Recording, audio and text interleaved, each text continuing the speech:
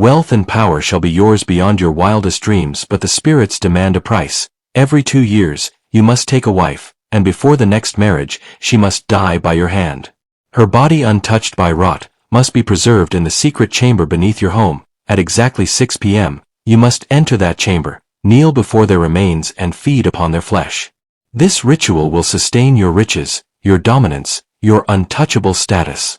But heed this final command: never eat food cooked by a woman, not even a taste. Break any of these rules, just one, and the spirit will not forgive.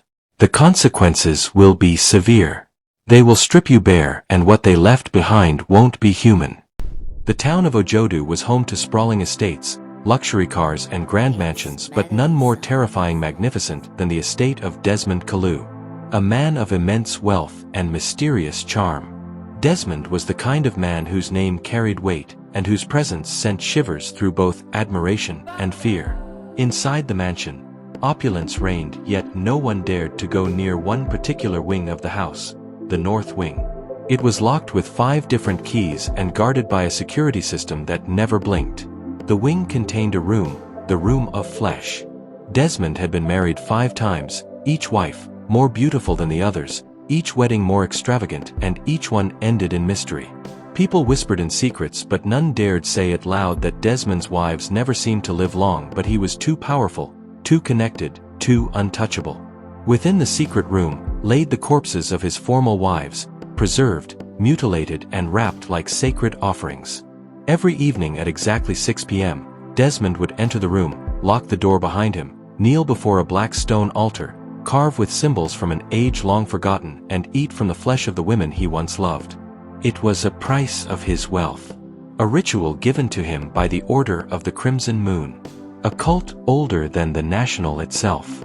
If he ever missed a feeding, or if he ever ate food prepared by a woman, the spirit that sustained his wealth would turn against him. Madness, death, and ruin would follow.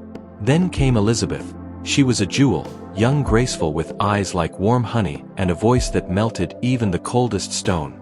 Desmond, despite his dark secrets, fell for her. She was his 6th wife, and this time it felt real. Elizabeth was no ordinary girl. She was raised by her grandmother, a traditional healer who warned her never to marry a man whose past was shrouded in mystery. But Desmond's love was intoxicating. She ignored the red flags, the locked wing, the male-only kitchen staff, the midnight screams she sometimes heard muffled through thick walls.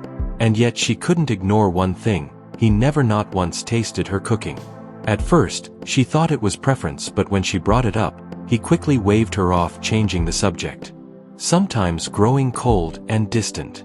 Her instincts screamed something was wrong, but curiosity, as always, became her undoing. One morning, Desmond told her he was traveling to Ghana for a 3-day business summit. Elizabeth saw this as her moment. The day that he was supposed to return from his travel, she planned a surprise for him. She called the male chefs and told them to take the day off.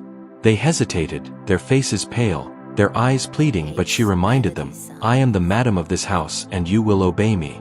They left reluctantly. Elizabeth entered the kitchen with excitement and made 3 rich dishes, including his favorite okoro soup. The entire house filled with the aroma. She imagined his surprise, the joy of a man finally eating his wife's food. It would bring them together, she thought, or so she believed. When Desmond returned and was served the meal, his eyes lit up. He devoured it, spoon after spoon, lips smacking. He turned to the chef. "This is delicious. What did you add?" The chef's voice trembled. "Sir, I didn't cook today." Desmond paused. A silence fell across the table like a funeral shroud.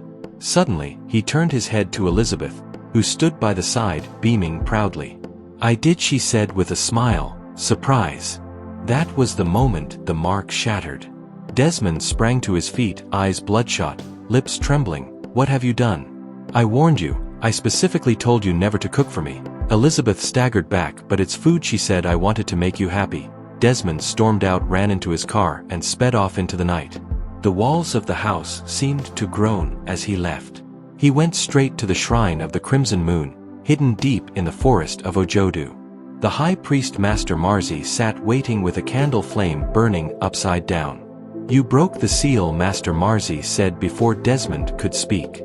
"I didn't know, I didn't plan it. Give me another chance, please." Desmond fell to his knees. Marzi shook his head. The spirits are angry. The blood seal has been broken. Only one path remains, her life or yours. Desmond wept. She's my wife. I love her, then prepare to die. Meanwhile, back at the mansion, Elizabeth couldn't sleep. Something gnawed at her soul. That night, lightning cracked across the sky and a power outage struck. She wandered the hallway with a candle, hoping to find peace, but her steps led her unknowingly to the forbidden north wing. But to her shock, the door was slightly open. Curiosity pulled her in. She walked through the dusty corridor until she reached the end where an ancient wooden door stood slightly ajar. She pushed it. The smell hit her first. The rot, the blood, the coldness. Inside were 5 stone tables, 5 mutilated corpses of women, some with missing limbs, some with bites taken from their thighs, arm, or necks. A shrine with a skull centerpiece, an ancient drawing on the wall, drawings of a man eating flesh under a blood moon, and beside them Desmond's wedding photos with each woman. Elizabeth dropped the candle. She screamed, and that scream echoed through the mansion like a trumpet of doom. She turned to run, but Desmond stood at the doorway, soaked from the rain, eyes glowing with something not human. "You were never supposed to see this," he said softly. Elizabeth took a step back. "Please, Desmond, I love you, Elizabeth," he said, "but now they want your blood." He took a knife from his coat. She ran. He chased her. The mansion became a maze of terror. Doors slamming shut, chandeliers crashing to the ground. Walls bleeding, portraits laughing. The spirit had awakened. She hid in the wine cellar, breathing hard, blood on her arms from a fall. She remembered the amulet her grandmother gave her, one that she had dismissed as village nonsense. She clutched it now and began to whisper the incantation she had learned as a child. The wall shook. Desmond roared in pain, screaming from another part of the house. Elizabeth crawled towards the servants' quarters and found the old houseboy.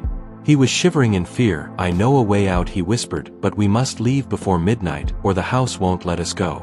But as they reached the gate, it closed on its own. Locks pull into place. A voice whispered from the trees.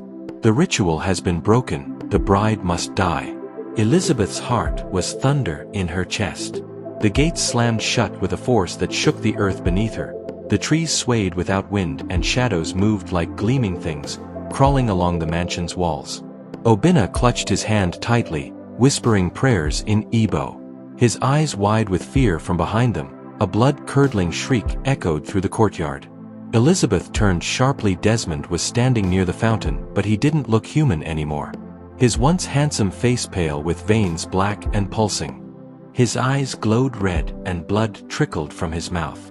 "They said it was your life, or mine," Desmond lunged.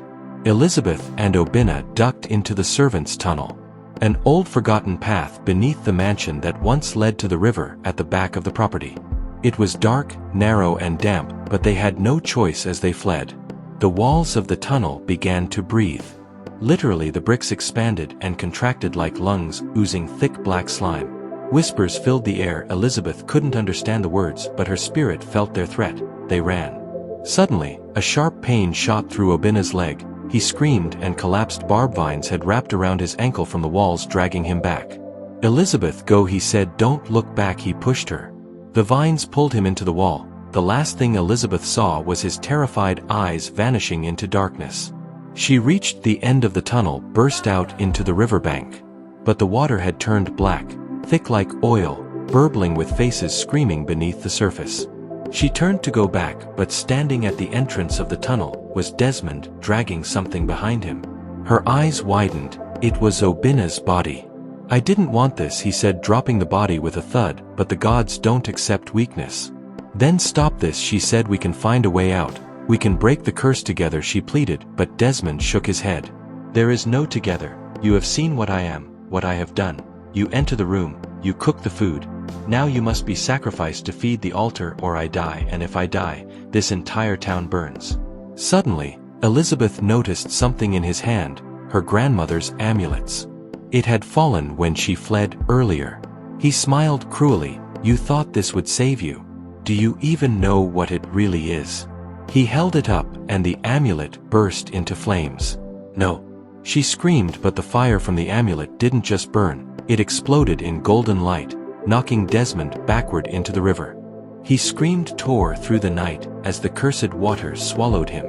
Elizabeth ran back towards the mansion, unsure of what she was doing, but something was calling her, something beneath the altar. She re-entered the house through the shattered back door, now a haunted ruin of creaking floors and bleeding walls. She made her way to the north wing, heart pounding. Inside the secret room, she approached the altar, chanting the old words her grandmother once taught her in lullabies.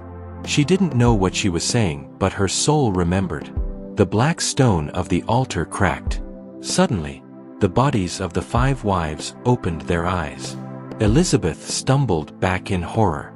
One of them, a woman with silver hair and hollow checks, sat up and spoke in a whisper. "Thank you for breaking the curse," and just like that, the bodies began to crumble into dust. The altar shook violently. From behind her, Desmond burst in, soaking wet, screaming with rage. His face was melting. One side exposed to bone, his hands now claws. "You dare defy me?" He leaped at her, but behind him, the spirits of his wives had risen, no longer corpses but flaming apparitions. They surrounded him, wailing, shrieking, grabbing his knees, pulling him. "No. He said I gave you everything," he cried. "You gave us death," the spirits replied, and they dragged him into the cracked altar, into the ground itself. The mansion began to collapse. Elizabeth ran. She barely made it outside before the entire north wing crumbled into itself, swallowed by the earth, and then silence. The sky cleared, the night air returned, the spirits were gone. Elizabeth collapsed by the gate, gasping. She was alive, but something was not right. Something had changed in her. As she lay there, barely conscious, a voice echoed in her mind, a whisper like wind through bones. "You broke the curse." "Yes. But now, you are the keeper of the secret." Elizabeth's eyes flew open. They were no longer brown, they glowed red. Let's watch out for next episode. Don't forget to like, share and subscribe to Sam 20th TV for notification of new stories. Thanks and remained blessed.